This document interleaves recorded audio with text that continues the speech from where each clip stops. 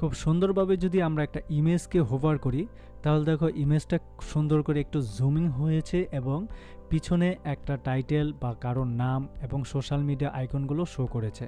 প্রত্যেকটা স্টাইলই আমরা step by step শিখব কিভাবে করা যায়। So let's go start it. আমি একটা সেকশন নিব, সেখান থেকে আমি 3 ডটের একটা সেকশন নিতেই পারি, কারণ 3 টাইপের একটা সেকশন নিলে আমার জন্য কাজটা খুব ইজি হবে। ওকে, সো আমি নিলাম। নেওয়ার পরে আমি যে কাজটা করব, আমার এই সেকশনটাকে অবশ্যই বক্স সাইজিং থেকে ফুল উইথ করে দিতে পারি, কলামটাকে নো গ্যাপ, এবং হচ্ছে তোমার হাইটটাকে আমি কিভাবে আছে এটাকে মিনিমাম হাইট দিয়ে দিলাম বা ফিট টু স্ক্রিন দিলাম। দেওয়ার পর ভার্টিক্যাল অ্যালাইনমেন্টটা আমি মিডলে দিচ্ছি। ওকে, দেন যেভাবে আছে সেভাবে থাকবে, আপডেট দিলাম।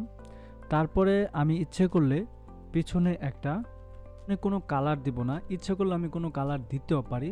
সো ডোন্ট ওয়ারি, আমি আমার মতো করে ধরে নাও কালার দিলাম। আমি সবসময় ব্যাকগ্রাউন্ডে একটা কালার দিলে আমার ভালো লাগে আর কি, অ্যাকচুয়ালি এই জন্যই দেওয়া আর কি। এটা দিলাম, দেখতে সুন্দর। সো প্রথমেই আমি এই কলামটাতে আসবো, মিডলের কলামটাতে আসার পরে আমি এখানে একটা ইনার সেকশন নেব। ওকে, সো ইনার সেকশন নেওয়ার পরে আমি এখানে 2টা কলাম দেখতে পাচ্ছি ইনার সেকশনের ভিতরে। সো আমি এই কলামগুলোকে একটু টাইপ করি, কলাম 1, কলাম 2 এবং কলাম 3। তাহলে আমরা সহজে বুঝলাম 3টা কলাম নিছি এখানে, তাই না?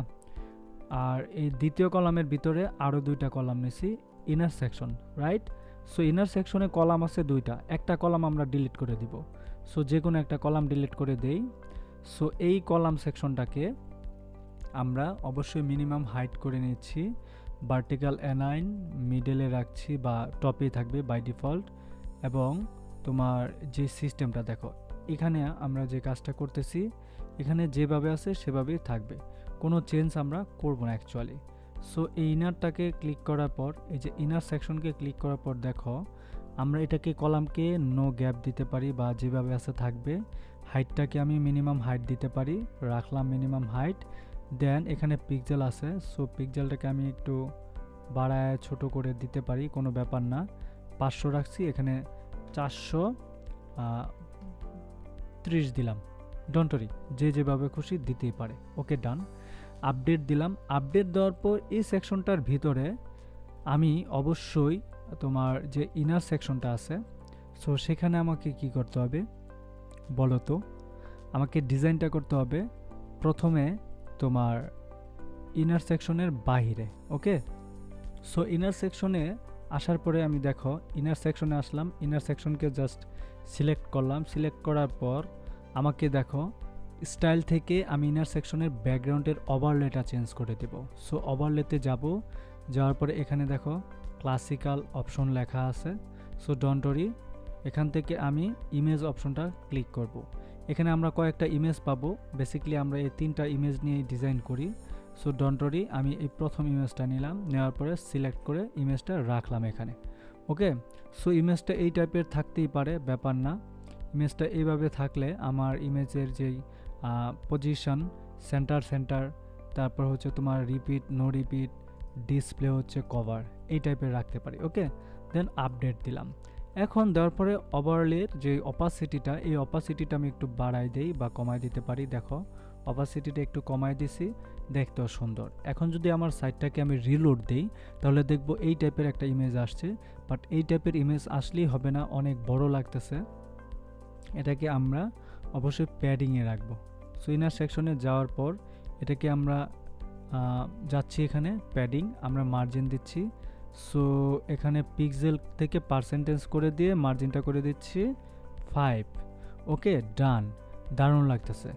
এবং মার্জিনটা করে দেওয়ার পর বা প্যাডিংটা করে দেওয়ার পর দেখো এভাবে আসলো। এখন আমার যে কাজটা করতে হবে, ইনার সেকশনের ভিতরে যে কলামটা আছে এই কলামটাকে সিলেক্ট করতে হবে। এই কলামকে আমাকে একটু অ্যাডভান্সে গিয়ে এটাকে পিক্সেল থেকে পার্সেন্টেজ করে 4% প্যাডিং দিয়ে দেব। ওকে, 4% প্যাডিং দিয়ে দিলাম। সো আবার কি করলাম, আমরা এই কলামেই গেলাম, যাওয়ার পরে এখানে আমরা হেডিং নিয়ে কিছু ইনফরমেশন দেব। এখানে লিখতে পারি আমি মাসুদ দেওয়ার পর লেখার সাইজটাকে আমি একটু ছোট করে দেই এবং কালারটাকে হোয়াইট করে দেই এবং অবশ্যই লেখার সাইজটাকে ছোট করে দিতে হবে, নাহলে অনেক বড় লাগতেছে। ওকে, ডান। আমি এইভাবে দিলাম, এতটুকু ছোট করে লেখাটা দিলাম। ওকে, ঠিক আছে। এখন যদি আমি রিলোড দিই তাহলে দেখি কি অবস্থা। কিন্তু আগের চেয়ে একটু ভদ্র খাতিরে চলে আসছে, তাই না? ওকে, এখন এটার নিচে আমরা এই হেডিংয়ের নিচে একটা সোশ্যাল আইকন নেব, সোশ্যাল আইকন। ওকে, সোশ্যাল আইকন নেওয়ার পরে দেখো নিলাম, নেওয়ার পরে বাই ডিফল্ট কালারগুলো আসছে, 3টা এখানে আছে। আমি আরও একটা অ্যাড করে নিতে পারি। সো ওয়ার্ডপ্রেস নিলাম। ওকে, যে কোনো একটা নিতেই পারি, কোনো ব্যাপার না। ওয়ার্ডপ্রেস থেকে চেঞ্জ করে আমি ইনস্টাগ্রামটা নিতে পারি, ইনস্টাগ্রাম নিতে পারি বা লিঙ্কডইন নিতে পারি। সো ডোন্ট ওয়ারি, যে কোনোটাই নিতে পারি। নেওয়ার পরে আইকনের কালারগুলোকে আমি কি করব বলো তো? দেখো আইকনগুলো এইভাবে আছে, আমি আইকনগুলোর স্টাইল থেকে অফিসিয়াল কালারটাকে কাস্টম কালার করে দিব। দেন সেকেন্ডারি কালারটাকে আমি দেখো কি করলাম, অ্যাকচুয়ালি সেকেন্ডারি কালারটাকেই করব না, সেকেন্ডারি কালারটাকে আমি করব না। এখানে আমাকে যেটা আছে আমরা প্রাইমারি কালারটাকে দেখো তুলে দিলাম। ওকে, ডান। ঠিক আছে, এখন প্রাইমারি কালারটাকে তুলে দেওয়ার পর এগুলোর প্যাডিংগুলোকে আমি একটু কমায় দিতে পারি। ওকে, ডান। দেখো কমায় দিলাম, সাইজগুলোকে একটু ছোট করতে পারি বা এই সাইজেই রাখতে পারি। সো ভয়ের কোনো কারণ নাই, সাইজ ডাজেন্ট ম্যাটার, সাইজ কোনো বিষয় না। রাখলাম, এতটুকু রাখলাম।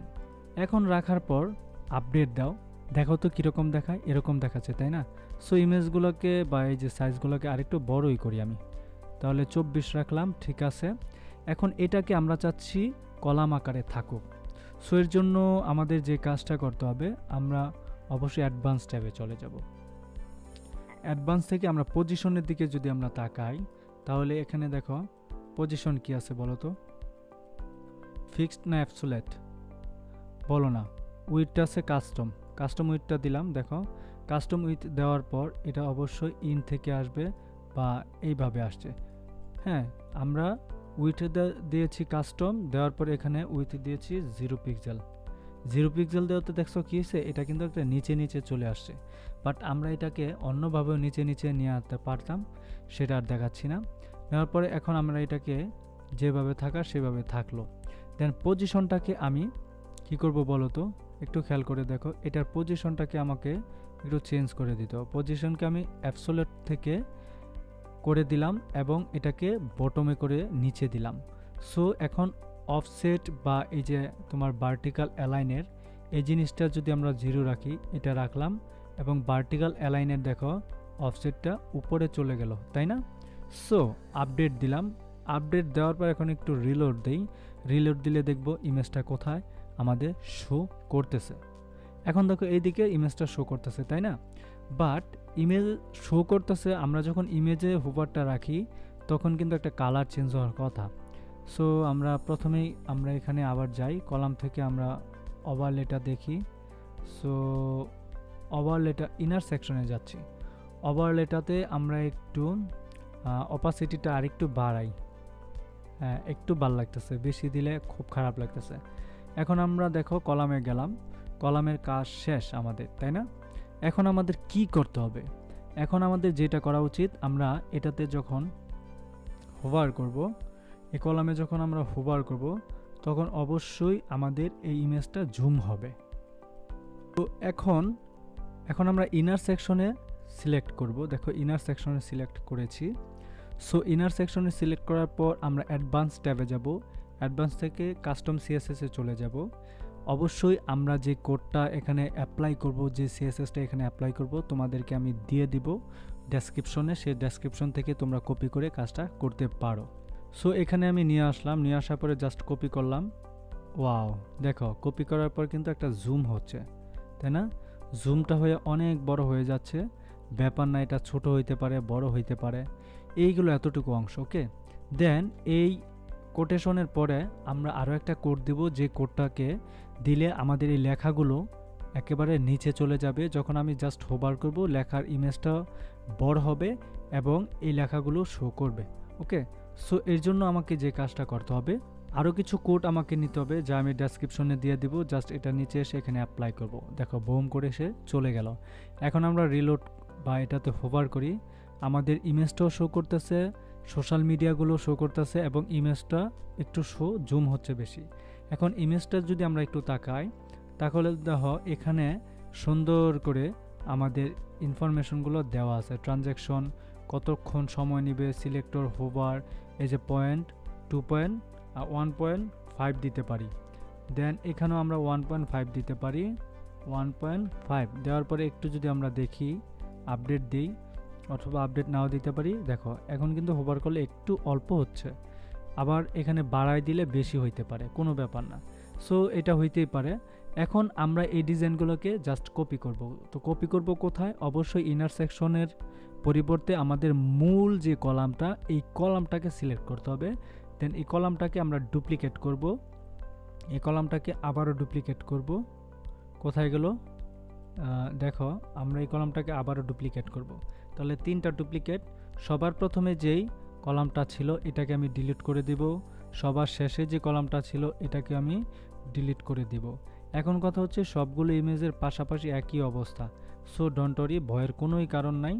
আমরা এই কলামটাকে সিলেক্ট করে এখানে অ্যাডজাস্ট বা অ্যাডভান্সে গিয়ে আমি এখান থেকে পার্সেন্টেজ অনুসারে 4 পয়েন্ট প্যাডিং করে দিলাম বা 5 পয়েন্ট প্যাডিং করে দিলাম। 5 পয়েন্ট প্যাডিং, ওকে। বা তোমার এখানে প্যাডিং না করে মার্জিনটাও আমি করতে পারি। সো ডোন্ট ওয়ারি, এখানে মার্জিন করলাম 5 করে দিলাম মার্জিন। সেম অ্যাপ্লাইটা আমি যদি প্রত্যেকটা জায়গাতেই খাটাই, তাহলে দেখো আমি এখানে পেস্ট অ্যাপ্লাই, দেন এখানে পেস্ট অ্যাপ্লাই দিলাম।